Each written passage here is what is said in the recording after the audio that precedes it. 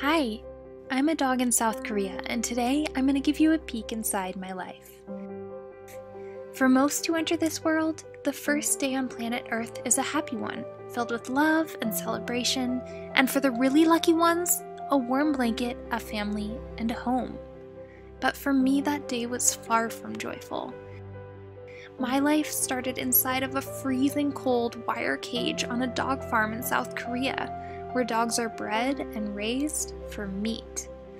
The cage was covered in poo that was so old it had built up in hard piles around the cage, and it smelled horrible. My mom was too weak, cold, and sick to take care of me well. My siblings and I would desperately try to drink her milk, but she had little to give. One day, Mom stopped moving altogether. I nudged her again and again, trying to get her to respond, but she didn't. Day after day, she became less like Mom and more like the grub that was collecting in the cage.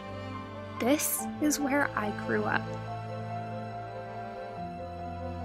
About once a day, a man came to feed us, but our food came straight out of the garbage can. There are things in there that I didn't want to eat. Sometimes we were fed sick chickens who were still alive, dead pigs, or even our own friends, other dogs. This was my life, day in and day out, through the blazing hot sun, the wet rain, and the icy snow. The wire cage didn't protect me from the elements at all, and of course I didn't get a blanket to keep warm. After growing up in these awful cages for a full year, never experiencing the outdoors or what it's like to run or even to be clean, a man pulled me out of my cage and violently crammed me into an even smaller transport crate with like 12 other dogs. All of our bodies were contorted and I could barely breathe. There was howling and barking all around me, and I was in such terrible pain. Then they started shoving this pipe into our cage to try and make more room for more dogs. The dog next to me let out a huge scream as he was jabbed by the pipe, and he started to bleed. Then they grabbed our cage and they threw it onto the truck like a crate of potatoes, and we landed on top of countless other cages stuffed with dogs. We were all completely immobile and without any idea why or what would happen next. Hour after hour ticked by as we bumped along in the car without food or water. 20 hours later, we were still in this cage. I could feel some of the dogs going limp around me, unable to cling to life any longer. Finally, the truck pulled to a stop. Someone grabbed the crate I was in and kicked it off the truck, and we went crashing to the ground. Many of the paws and the tails that were sticking out of the cage were crushed and broken.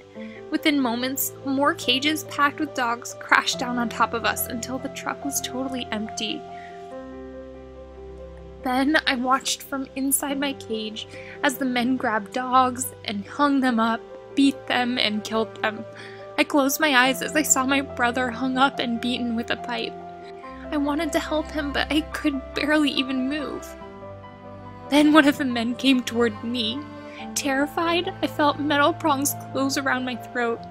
I was torn out of the cage and dragged by my exhausted body against the gravel. He hit my head with a pipe and threw me onto the table. I tried to get away, but the man held my face down so hard as he came toward me with a knife.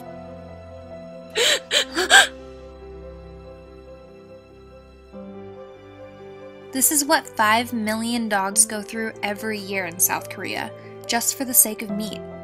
Many of the dogs come from farms like this, but others are strays taken off the streets, or family pets that were bought or stolen. They're killed in all sorts of barbaric ways, from hanging, to beating, to throat slicing, to electrocution. Some dogs are slaughtered on farms, while others are killed at slaughterhouses, dog meat restaurants, or even people's backyards. Every 13 seconds, a dog is slaughtered for human consumption.